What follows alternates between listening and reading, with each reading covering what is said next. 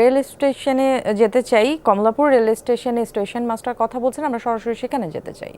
Ceylon family ব্লেন্ডের কড়ালিকার আর সতেজ সাদের perfect ব্লেন্ডে স্বপ্নেরা মিলুক টানা। আমরা কৃতজ্ঞতা প্রকাশ করছি আপনাদের কাছে। আমরা কৃতজ্ঞতা প্রকাশ করছি যে বিভিন্ন রাষ্ট্রের যে বাহিনীগুলো রয়েছে, অর্থাৎ আমাদের রেলের নিরাপত্তা বাহিনী, JRP, DMP, repetition battalion, RAB, PBN সহ সবাই, যাদের সম্মিলিত প্রচেষ্টায় আমরা একটা সুন্দর ঈদগাহটা উপর দিতে পেরেছি।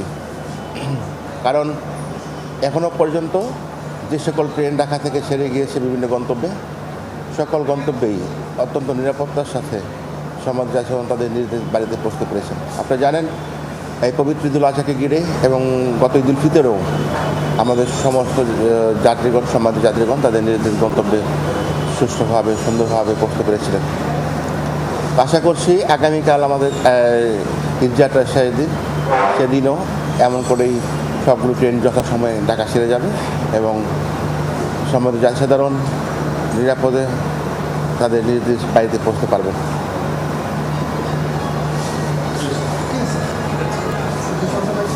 আছে এখন প্রশ্ন ভাই, এটা প্রশ্ন না, আমি জানাবো 2টা পর্যন্ত কয়টা যাবে? 2টা পর্যন্ত যাবে হলো আমাদের প্রায় 34টা। আজকে কয়টা ট্রেন আছে? হ্যাঁ, আমাদের 69 জোড়া ট্রেন যাবে আর ঢাকা ছেড়ে যাবে এবং এই